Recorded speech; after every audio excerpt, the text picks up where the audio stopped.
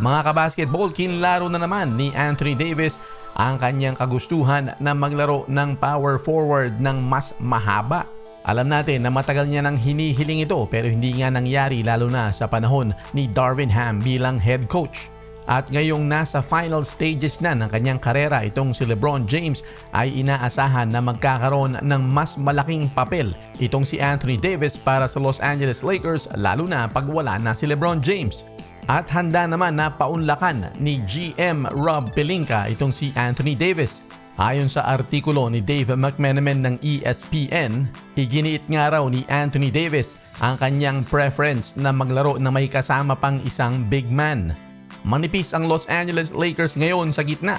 Ngayong inaasahan na mawawala itong si Christian Wood ng halos 8 linggo dahil sa kanyang surgery sa tuhod. Ang natitira lamang ng mga sentro ay sina Jackson Hayes at ang two-way player na si Colin Castleton.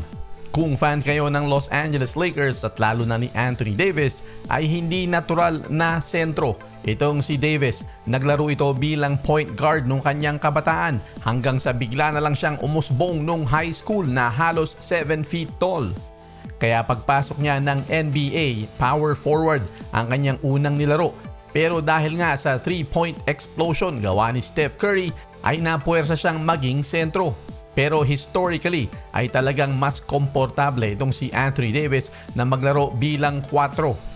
Pero sa kagustuhan niyang manalo ang Lakers, syempre kinakailangan niya talagang baguhin yung kanyang posisyon. Sa panahon ni Darvin Ham bilang coach, halos full-time center itong si Anthony Davis habang si LeBron James ang point guard, si Rui Hachimura, Austin Reeves at D'Angelo Russell ang nasa perimeter. Nakatulong naman ng extra floor spacing para i-boost ang offense ng Lakers pero kulang pa rin sila sa outside shooting at humina ang kanilang depensa. Pero ngayong wala na nga si Darvin Ham at si JJ Redick na ang kapalit, talagang nangangati itong si Anthony Davis na maglaro ng power forward. Kung matatandaan nyo noong 2020 nang magkampiyon ang Lakers, si Anthony Davis ay lumalaro bilang 4. Meron silang mga sentro na enforcers kagaya ni Dwight Howard at ni JaVale McGee.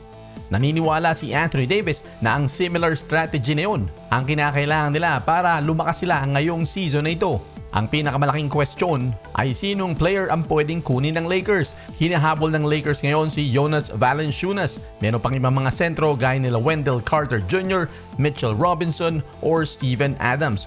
Ang pinakaimportante ay kung sinong player ang babagay sa laruan ni Anthony Davis. Abangan natin ang susunod na kabanata.